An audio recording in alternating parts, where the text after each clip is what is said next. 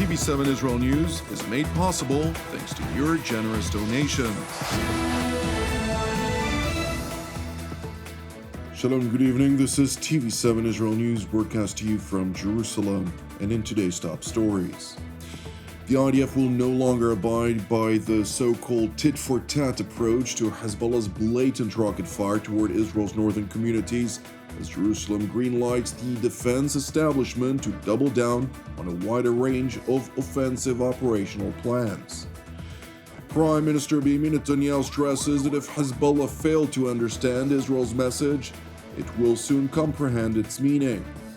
The United States is making extensive efforts to prevent the Hezbollah instigated war versus Israel from turning into a regional conflict. The IDF will no longer abide by a so-called tit-for-tat approach to Hezbollah's blatant rocket fire toward Israel's northern communities, as Jerusalem greenlights the defense establishment to double down on a wide array of offensive operational plans. Over the past weekend, after Hezbollah experienced repeated blows to its ranks, the IDF once again raised the bar on its so-called escalation ladder, targeting the entire chain of command of its Radwan forces, to include the organization's top commander, Ibrahim Akil. Last Friday, we struck the chain of command of Hezbollah's elite force, the Radwan unit, to include their senior commander Ibrahim Akil was eliminated. They represented a very important ability of the Hezbollah, and I know how much it shakes the organization. These commanders have been planning plans for the occupation of the Galilee for years. They are responsible for the killing of many Israeli citizens, including soldiers, over the years. They were planning to carry out the next attack.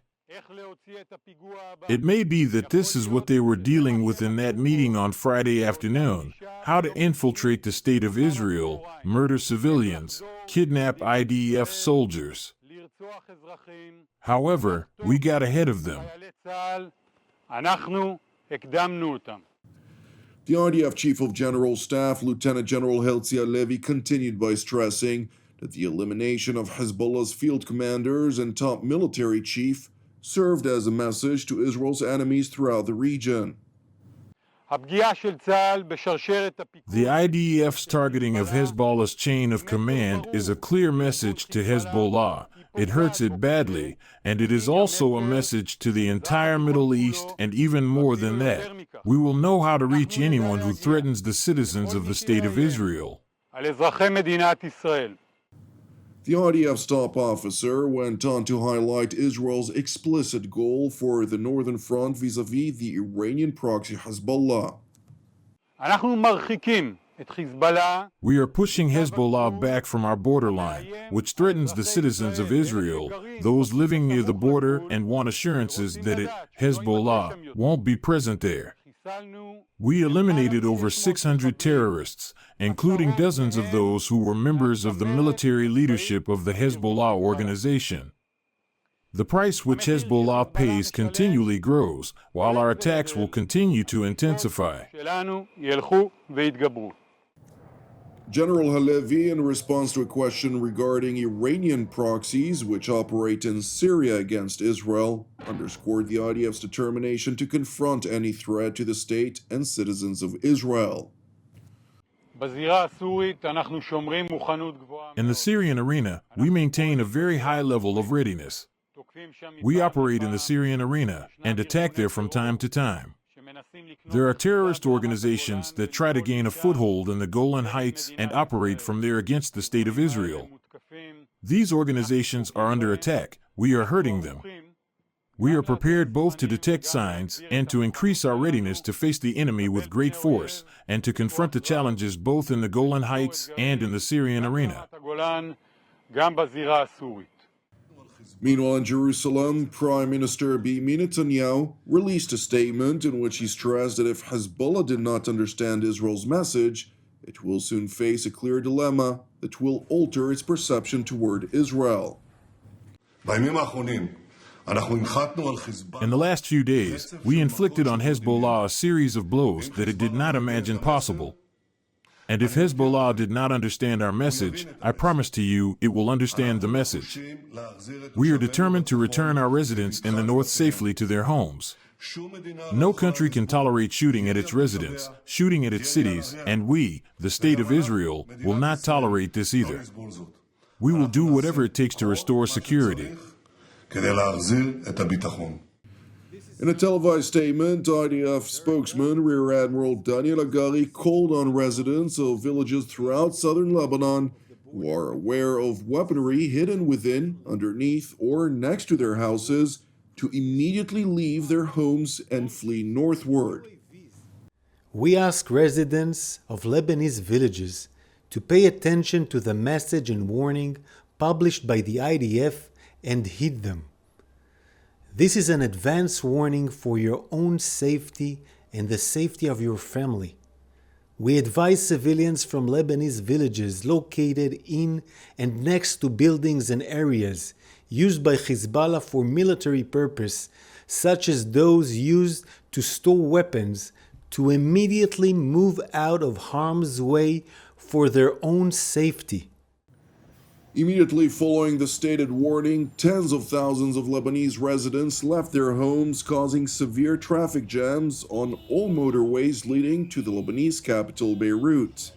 In tandem, the Israeli Air Force launched multiple sorties throughout southern Lebanon, destroying over 800 terror installations belonging to Hezbollah, which according to Lebanese reports killed at least 270 Hezbollah terror operatives and wounded over 1,000 others. Meanwhile, at the Israeli Air Force Command and Control, Israeli Defense Minister Yoav Gallant highlighted Israel's new approach toward Hezbollah's 11 months of blatant aggression. I came here to see the IAF's activities up close. The result is extremely impressive in both defense and offense, at all levels. Hezbollah has begun experiencing the impact of the IDF's capabilities, and they sense that they are being pursued, and we are observing the results. Their activities will continue until we reach a point where we may ensure the safe return of the residents of Israel's northern communities to their homes. This is our goal, this is our mission, and we will employ the means necessary to achieve it. Meanwhile, the Iranian proxy Hezbollah launched multiple barrages of rockets toward Israel's northern communities.